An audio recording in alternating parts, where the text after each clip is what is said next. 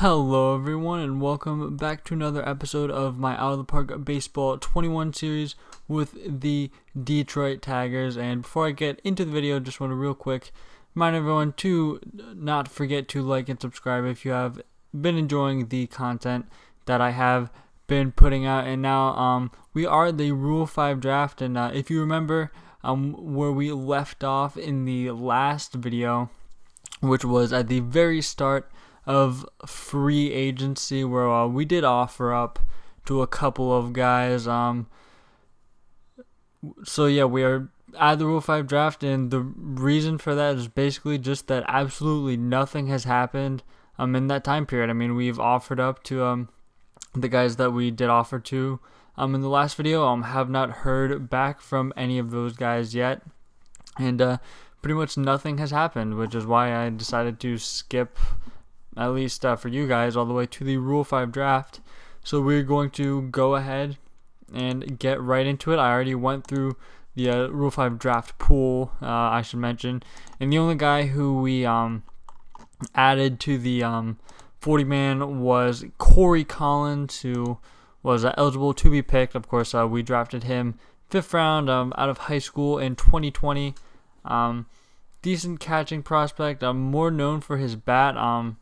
Wow, okay, so yeah, the computer is really weird with his development for some reason.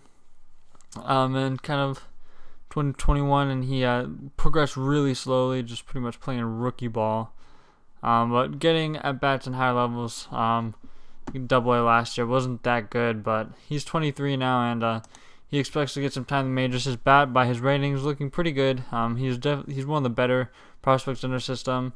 I'm not fantastic defensively at catcher, unfortunately. Can't really play anywhere else, so it looks like he might just have to be a subpar defensive catcher that can hit a little bit, which would not be bad if we had another defensive guy to pair with him, and of course if he hits. So yeah, just wanted to quickly go over that we were adding him, and we have the 14th pick in this year's draft. Rule 5 draft. I don't know. I was kind of talking like we're heading into the first year player draft, but we are definitely not. But it does look like there are some guys who are definitely worth taking now, for sure. Now our scouting accuracy in a lot of these guys is not very high. I'm thinking that could possibly be because we just hired a new scout, which is what I'm hoping. Hey, there's Alex Faedo and a few other guys on the team. But yeah, I'm hoping that's just because we hired a new scout and he just hasn't had time to look into a bunch of other guys. But looks like there are definitely some guys here who could be useful to us. Yeah, let's see. These ratings aren't that great. Tanner Witt, possibly interesting. Yeah, it looks like he has played well. Only played up to high A. Has been fantastic, at least offensively. So, not quite sure whether the Mets are bringing along their first rounder from a few years ago very slowly, but they are indeed. Blaze Jordan here, also a guy who's available. Decent rating so far. Of course, only 22. Again, and a guy who hasn't really made it above A-ball. Was extremely good with the bat last year in A-ball. He's 2 stars, so yeah, no, a bunch of these guys here at the top. I'm definitely gonna take at least one of them. Jordan looks like he might have the best potential. Malcolm Nunez might be the one who's best now. Has been as good with the bat, but has played a bit higher levels. He's assigned the Double-A right now. But yeah, I definitely think Jordan has the best ceiling, but I don't think he's it definitely has the high ceiling. I just think Nunez might be a little bit better than him at the moment. Drew Bowser, second baseman. He's looking pretty decent. Just reached high A last year was very good pretty much anywhere he was put last year. And then we have Ronald Paulino, who is another guy, definitely reliever, sidearm flamethrower by the looks of it. Those 100 sidearm, that must be some nasty, nasty stuff. Kemp Alderman, can't really play catcher, but his hitting ratings are kind of intriguing me. He's got a great on-base skill. Let's see if our scouting director recommends anything. DJ Myers, I don't really see the appeal in taking him, but I do think we're going to go ahead and take Blaze Jordan, which actually could not be drafted. I don't understand what's... Are we just not... Are we just not at our pick yet? Okay, we are at our pick. But I don't understand what the heck is going on with this right now, though.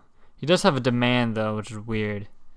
I don't know why he would have a demand if he... Violating league rules. I'm very I do not get at all what the heck is going on with this. Because, yeah, he's a high school draftee in 2020, which Collins was, and so these guys are all available now. Maybe it's because the only reason why I could think it just wouldn't work is because maybe we have picked heavily from the Rule 5 draft in the past few years. So I'm thinking maybe that's literally the only thing that I can think of as to why he wouldn't be able to be picked here. I mean, we can see if Nunez can be picked. Yeah, we can't draft him either. Alright, cool. So as you can see, we just took Blaze Jordan, and I figured out why it was doing that, which is because my 40-man roster was full, which is why I kept getting the violating league rules message. So I cleared it. I just released some guy that didn't matter at all. And of course, we definitely want to pick some more guys in this draft. So I'm going to go ahead and drop Jake Rogers, who we don't need because we have Siegler and Reed, who are both pretty instilled as our catchers on the team at this point. And then we do, of course, have Corey Collins waiting in the wings, who, of course, good offensive guy. Both of Siegler and Reed are good defensive catchers, so he'd definitely be a great guy, especially Siegler. So, yeah, Collins would be a great guy to pair with one of those guys, preferably Siegler. But, yeah, so just kind of looking now at who... yeah, can't put him in the deal in the off season. Zach Hess, do we want to DFA him? I mean, he was very good in 2023 for us. Very good in the past for us. But RJ Alvarez, he's a guy who we want to get rid of here. And yeah, we'll just kind of go as we take more guys. So yeah, we're just gonna pop on through. Next pick, Detroit, because I thought maybe the issue was it just wasn't our pick, but I looked around and just poked around, trying to find Leos Faedo, whatever. I do not care. But yeah, I was poking around trying to find what the heck was going on, why we were violating league rules, trying to make the pick we were trying to make or whatever. But I did figure it out. It was that Rule 5 thing, which I've never happened to me before, because I guess I've always just kind of either paid attention or my 40-man wasn't full. Pretty much every other time I tried to, every time I made a Rule 5 pick. Bowser, he's been great offensively too. Definitely like guys who have actually hit their way through the minor leagues if I'm, expecting to bring them up and, take them with a Rule 5 pick. Bowser, I think I'm going to take him. I'm not sure. Definitely don't need another guy like Nunez. I don't know if we're going to have room on the roster for Bowser, but I definitely want to see if we can squeeze him somewhere. Of course, last year we started with a lot of injuries on the team, so if we have a repeat of kind of injuries last year, which I wouldn't mind to keep a guy like him on the roster, think that would work. And then again, we have Paulino, and I definitely want to at least give this guy a little bit of a run because he looks like having an electric fastball slider combo. And then he's a big guy, 6'5", and that stuff would definitely play, especially from a sidearm slot, just whipping at 100 miles an hour. Definitely want to give him a chance. And then we'll see how wants to use these guys. We definitely have room for these guys. And then some of our acquisitions came on as well. So we'll actually take a look at how it shakes out this way, and then also Blaze Jordan. He's a first baseman for sure. Don't really want to be playing him in any outfield spot. This is him splitting some time with Dow back at first, so that's fine. That's Packard getting some DHABs, but all of this is definitely going to shake up when you see some of the signings that we made and some of these signings that why is he in the I guess he does a 50 stamina. But anyways, yes, let's get over to the signings that we just got. So of course I kind of talked about this a lot, kind of the planning for the offseason, and going over kind of what our goals were, and basically I think I really wanted to kind of stay true to the core that we built. Of course, just 1 year ago we were in the playoffs, and I believe we didn't even have Casey Mize in the playoffs, who was of course a huge part of getting us there. And of course our rotation wasn't that great. We had a solid bullpen, but all of the core pieces that we have now, pretty much minus guys like Paredes and Castro, although I think we effectively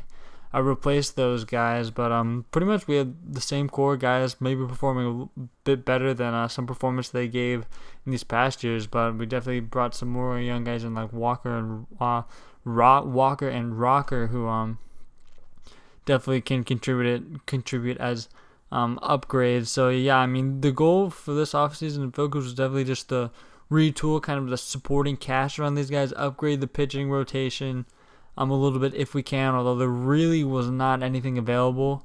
And we also have great bullpen depth in the our minors right now. As you can see, we have a bunch of 2.5-star guys who have like Houston, Curtis, guys who you should be familiar with because they've had kind of long runs with our team in the majors. And then Robson and Camarada, of course, big time prospects for us as arms. Robson out of the bullpen, Camarada hopefully as a long-term starter for us, and he's definitely going to get looks as a starter this season. So I wasn't too concerned about getting too many starters because I expect him to play the majors this year. But with all of that said, let's get over to the signings that we did make right now. So I'm just going to go ahead and start at the beginning. Chase Anderson's the first guy who signed on. Again, all of these guys are pretty much the same type of signings. Bilo, kind of veteran guys who maybe have been banged up in the past, maybe have kind of just turned in some okay performances. But guys who I think do provide upgrades, marginal upgrades at the least of guys in spots that we really were hurting on. So of course the rotation was kind of really decimated last year. The guys had some few injuries to some guys. Rocker was out for a while, though came back. But the back end of the rotation was just absolutely horrible. Anyone we plugged in there just came in and just was a black hole for us. And Chase Anderson, the guy, kind of veteran starter, about 8 years in the majors. Pretty good for the Mets last year, with about 1.5 wins and or WAR in 31 starts. Did have a trip in the KBO the year before, was good there, and looks like kind of retooled maybe a career that was definitely falling off the map. I mean, in 2022, he made a decent amount of appearances, or no, that's 2021, excuse me. But yeah, 2022, his career pretty much been on the fritz since after 2020 was the last time he got a lot of starts for basically one team, and then he's kind of shipped around off waivers, I assume. I'm back and forth between a bunch of teams, but I mean, 2017 he was a good starter. Kind of had a few decent seasons. Very good 2017. Kind of a guy who came on in his late 20s. Hoping maybe for a little career resurgence. If he could turn in a season like he did last year with the Mets, I would be pretty happy with that. But again, so yeah, I mean, he's only making $1.4 million this year, so just kind of signed him. Hope that he can maybe stick a little bit in the back of that rotation. Josh Bell is of course, a guy who's pretty well known right now in real life. He's really emerged last season as a great bat for the Pirates, and basically, I'm kind of the most confident with him situation. Of course, JD Martinez, we let him walk, and he is I think he is signed somewhere. I got the notification about like fan interest or something, but we definitely always knew we were gonna let him walk this year. I mean, he's demanding a lot of money for a guy who's just slotting at DH every day. He was good in that spot, but I definitely want more positional flexibility, and he definitely isn't that because he can play no positions in the field. But yeah, so Josh Bell kind of continued his trend that he's on a real life. Good 2020. Was good in 2021 again, a little bit off 2022. Went over to Milwaukee, had a better year, and I've got it back on the map, but then completely fell off in 2024. Now, I think the most important thing to look at here was his BABIP kind of in this season. 262, much lower than his BABIP pretty much all of his years. I'm kind of excluding maybe his 318 in 2020, but I mean, guy who's around mostly 300, 280 maybe, but I think that kind of strikes me the most. His strikeout rate still pretty good. I mean, a little bit up from kind of his golden years there in Pittsburgh, but still barely over 20. I'm a guy who can still walk a decent bit, so I'm kind of confident that he can maybe rebound, or especially at least be a positive guy who's kind of getting some at bats for us at a DH, first base, that kind of thing. So definitely getting some depth there. So definitely like that signing. Miguel Diaz, this is a guy who's kind of just who has electric stuff. I mean, great stuff. Plus, pretty much plus all of his pitches. Great fastball, great slider, power pitcher, and his ratings are really good. And he just didn't really want any money. Now his stats haven't been that great. He was good in 2023 out of the bullpen for San Diego. Was not good at all last year for San Diego, however. Yeah, I mean, basically kind of mixed bag. I mean, yeah, okay, I don't know why his stats here look different from where it was, but I mean, he's a big strikeout guy. A few years in a row he was decent, but I mean, his ratings are good. Not the best movement, like avoid home run, but electric stuff. Doesn't really want much money, so I decided he was definitely worth a shot at least as kind of something. Then here, just see some guys we DFA got claimed. Don't really care about them. And yeah, so those are those three guys. And then if I could pop back, yeah, JD Martinez is gone, so he's not going to be returning. So then I'll just go ahead and check in when a few more guys sign on, which I think we offered. Alright, so actually I think we might be the very next day. Yeah, we definitely are the very next day. And the next guy that we brought on was Joe Musgrove. I think this is actually the last guy, but he kind of great control guy. Doesn't have the greatest stuff. Was really known for controlling what he does have. Plus slider. Everything else is just kind of meh. As for his career, not really the greatest of late. He's been with Boston recently.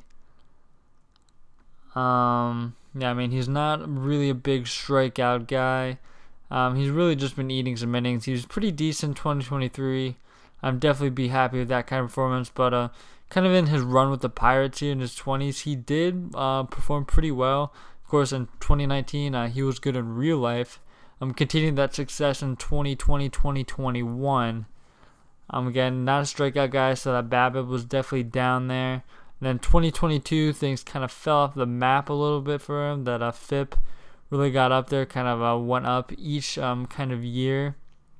Walked a lot of guys in 2022. Didn't strike out as many, so that's kind of the story for those numbers. I did sign him to a 2-year deal because it's really all he wanted. But again, I mean, he's making basically nothing, so I'd be pretty confident we could just flip him for a minor leaguer on a minor league contract if we did need to eat some money. But again, definitely another buy low situation. Actually, that reminds me that we should probably get these guys on the 40-man because we want them to play. And yeah, I mean, we're gonna have to definitely make some tough decisions here. How many spots do we need? 4. Yikes. Well, I guess we're gonna say goodbye to kind of the Mannings of this team, kind of, I guess. I mean, I guess honestly we'll DFA White too, because I mean these guys are literally coming for the job that he lost by being absolutely terrible last season. Yeah, I think we're definitely gonna send Webb, get him off the roster. So yeah, Anderson, Musgrove, definitely prioritizing those guys. Bell, need him to pop on here. Then we need Diaz on here somehow. Murphy, I definitely don't want to get rid of. He's been too good to get rid of. That's a tough thing because we have like guys like Jimenez who are just not going to be playing at all this year, and Morjon, who also won't be getting literally any action at all. So I really wish I could pop them on the 60-day IL so they don't count. I guess Wynn will be the other guy that we get rid of because he really hasn't had an extended look since he's been basically hurt all the time. But again, gonna just click on here and just see how these shake out because I'm interested. Bell getting some bats there. Yeah, Bell. I'm starting as lefties, but it's definitely what we need. I know he's a switch hitter, and he is well, I mean, he's not particularly better against lefties. His home run power is better, but I guess maybe he would kind of be a little even based on kind of the nuances in his hitting abilities. Bowser sharing some time at second there. Yeah, I think that's all fine. Yeah, and then just Quixie, interested in, Musgrove and Anderson right in there. And yeah, so that's all for that. Now we're just going to go ahead and just kind of plug through the rest of the offseason because we don't really have the money and there's not really anyone who is available that catches my eye. I mean, yeah, we only have $10 million left to work with. Alright, so now we're here looking at the Hall of Fame voting, where one guy got in, and that was CC Sabathia, who got in on his first year, 83%. Again, he had a great career, of course, as an Indian, really, in his beginning part of his career, was a Brewer for the last half of that season, or last part of that season, I should say, when they were making their playoff run, and he was dealt at the deadline. Of course, that kind of second career where he was continued his dominance as a Yankee, and then kind of fettered out a little bit as he became older. A little career resurgence at the end there when he kind of changed around his repertoire and how he used things. But again, really wasn't. Of course, he was not nearly as effective as a pitcher late in his career as he was in the beginning, and I'm really surprised that Beltran didn't get in. He was really close last year. Ichiro 72% his first year, so he almost got in there. I'm sure he will get in next year for sure. Helton, I think he might have fell off if I remember correctly. No, he was steadily climbing. Yes, I mean, yeah, it's kind of tough to judge because there's a bunch of guys in 20s here with, well, in the 20th percent kind of thing, and kind of early to mid years. Mauer and Suzuki and Beltran are probably the only guys that I'd say are going to make it eventually. Beltran and Suzuki are definitely both going to make it next year. Mauer, probably going to take him some time, but I think eventually he probably will get in since he's at such a high percentage early in his eligibility. And we're going to keep on rolling to spring training where just kind of continue from there.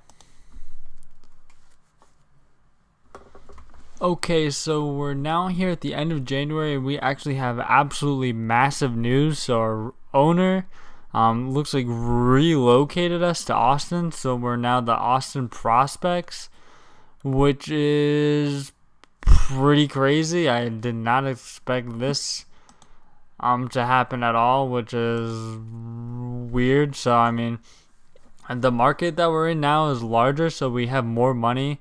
And we also have a lot more fan interest, which is good. Market is bigger than Detroit, so this is definitely a really unexpected move. I was shocked. I was kind of just going through the rest of the offseason, kind of just blazing through. I mean, we didn't even really get far. Yeah,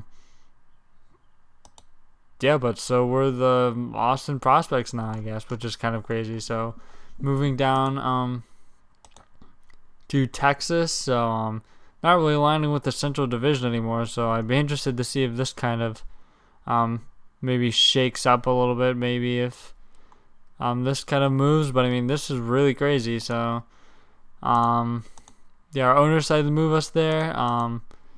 See if I can get a email notification from the owner or something.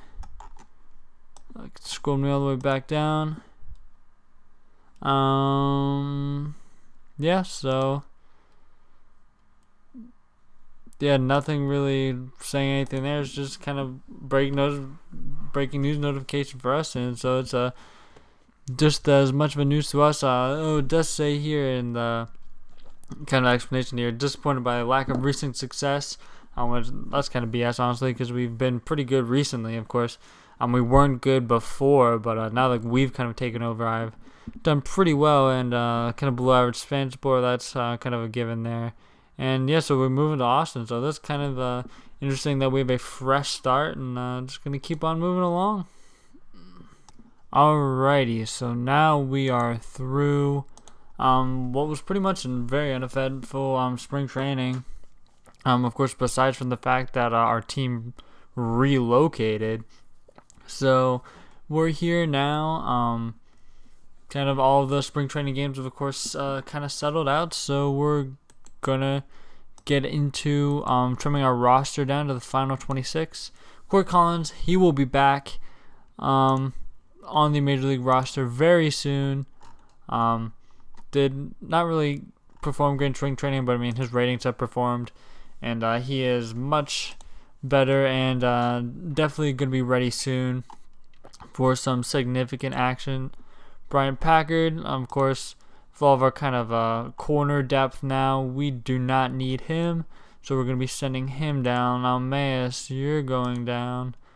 And yeah, he's out of options, but I doubt anyone's going to claim him because no one ever does. At least they don't seem to. So yeah, Jordan and Bowser will be on the Major League roster. At least I plan to have them. Ryan Ritter, you're going down. Miker Adolfo, a guy, kind of depth guy that we found, who I brought up during the kind of World Cup of Baseball. He's going to go down, although he did have a good spring training. So he's going down. I'm at 15. We'll go and do pitching now, and we'll kind of sort this out.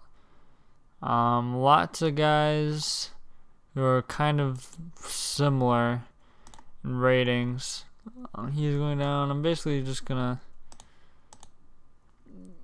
go by some performances now. Of course, spring training stats don't really show really what you want. Not really something to look into that's meaningful, but when it comes down to guys making the roster, I mean, you really need guys who performed well. And by that, you do have to kind of go by the numbers, so that is what we are doing.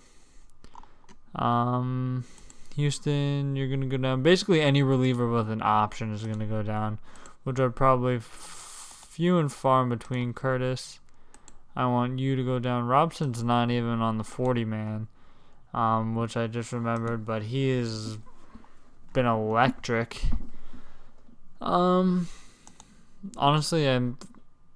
I guess we'll just save his service time because who even knows will be competitive, and he is just a reliever. So I'm gonna send him down. Houston, Chemu maybe. Garcia, he's got an option, so you're going down. Jefferson Garcia, do you have an option? Yeah, you're going down. Ryan Weathers, I'd prefer to not send you down right away. At least. Yuri Rodriguez, random guy who we picked off waivers this offseason, does not have options. But we're gonna DFA him anyway, because we definitely need to start doing that kind of thing. 2 more spots to fill up here. This guy, I know he has an option left. Weathers, do you have an option left? You do. Alright, so that trims that down. Then we need to go ahead and trim one more guy down. Trim a batter off the roster. Meadows. We need him to be our backup outfielder. And he will. Paolini brings some backup time, and right is a little bit interesting. Okay, maybe not, because I guess Meadows just is not able to play right for whatever reason. Sliding Abrams in at DH now. Bowser and Freeman look like they're going to split time at second there. Jordan sharing time with Abrams at DH. Who are we going to trim down? I mean, performance-wise, it definitely should be Perez. And oh yeah, he can't even really play a good short. So I don't even know if there's really a reason to keep him over a guy like Abrams, who also doesn't play a good short. Yeah, and I mean, Perez was our regular shortstop last season, so I guess he is going to be the guy that, he's out of options.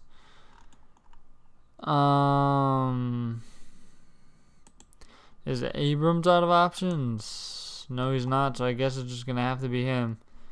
Yeah, because we need Freeman to play second. Yeah, so that's what we'll do, I suppose, for that. And then we'll just head forward. Wentz is the DH. I do not want him to DH. Okay, well, I guess maybe his hitting ratings have improved. I mean, he really hasn't gotten a chance to show him off, but I guess this will be the year, apparently. So we'll do that. I don't know why it's not giving... Well, okay, I know Bell. It's going to slot him in there, at least against left-handed pitching, because he is better there, or at least a lot better there than Wentz, who is, of course, a natural lefty, bats right, throws left, of course, our kind of little two-way guy. So yeah, he'll be doing that, so definitely do that. And then here is the top 100 prospect list, where Joey Camarada, our guy, returns at the top for yet another year. He's 24 at this point, and he's still not ready, but hopefully he's getting there, because he's going to be in the bigs this year, whether he likes it or not. Which is pretty much just all that's going to be. Ritter, all the way at 24th somehow prospect-wise. Flores is up there at 80th. Abrams is 81st. Then Ricky Gonzalez is 88th, and it looks like he's just kind of a scouting discovery guy. But yeah, he does not look like a half bad player, so he's in there. And that really wraps up our off season there. Was really uneventful, besides our team relocating. Here is how we're going to line up, at least starting the season, according to our manager, with the current guys who we have on the roster. Of course, this will change with injuries and stuff like that. So There's that to keep in mind. I'm pretty happy with how this is shaking out.